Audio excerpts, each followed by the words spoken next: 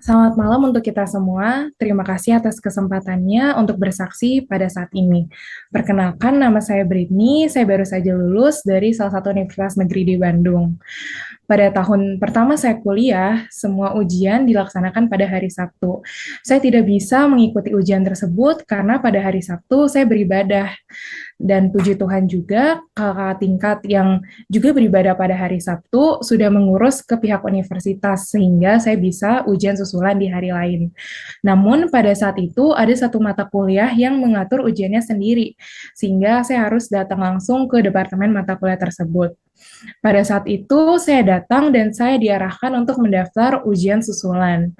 Dan hari berganti hari, tibalah di akhir semester. Di akhir semester, saya belum ujian susulan untuk ujian tengah semester, dan saat itu saya sangat panik. Lalu saya bergegas ke departemen mata kuliah tersebut, dan saya diberitahu bahwa ujian susulannya sudah dilaksanakan beberapa minggu lalu. Nah, saat itu saya jadi semakin panik dan kebetulan di gedung tersebut ada dosen kelas saya. Dosen kelas saya itu seharusnya yang memberitahu jadwal ujian susulan kepada saya, namun tidak dikasih tahu, jadi sayanya tidak sempat ujian. Lalu dosen ini berkata kepada saya kalau besok adalah waktu rapat kelulusan dari mata kuliah ini dan tidak sempat lagi bagi saya untuk melakukan ujian susulan.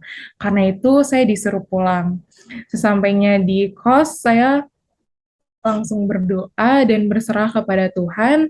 Saya berserah saja karena saya yakin Tuhan bisa melakukan apa saja.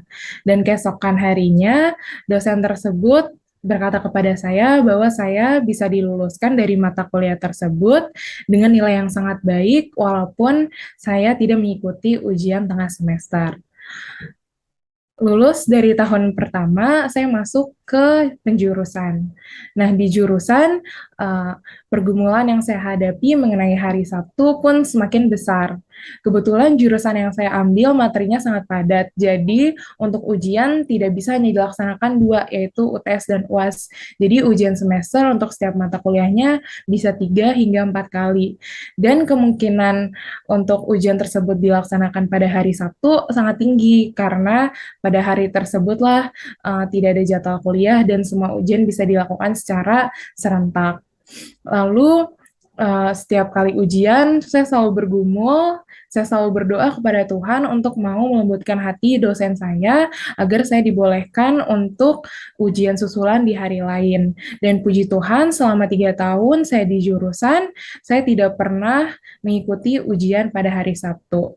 Selain itu, kadang saya juga merasa iri dengan teman-teman saya yang bisa belajar ataupun mengerjakan tugas di hari Sabtu. Nah, dan saya selalu merasa tertinggal dari teman-teman saya. Teman-teman saya sudah belajar sampai sini atau mengerjakan tugas sampai sini, tapi saya masih belum karena saya pada hari Sabtu beribadah.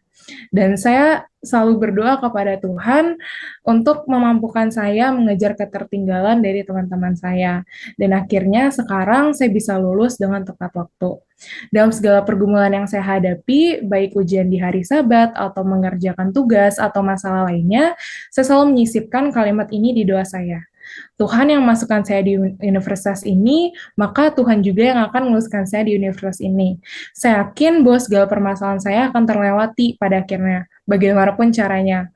Mau saya nggak lulus satu mata kuliah karena nggak ujian, atau saya mau lulus 1 tahun wisuda, atau kemungkinan buruk lainnya, semuanya saya serahkan kepada Tuhan. Yang penting saya yakin kalau Tuhan akan meluluskan saya, bagaimanapun caranya. Dan saya rasa kalimat ini juga bisa Anda gunakan dalam doa Anda. Tuhan yang menempatkan Anda di satu tempat, maka Tuhan juga yang akan menyelesaikan masalah Anda di tempat tersebut.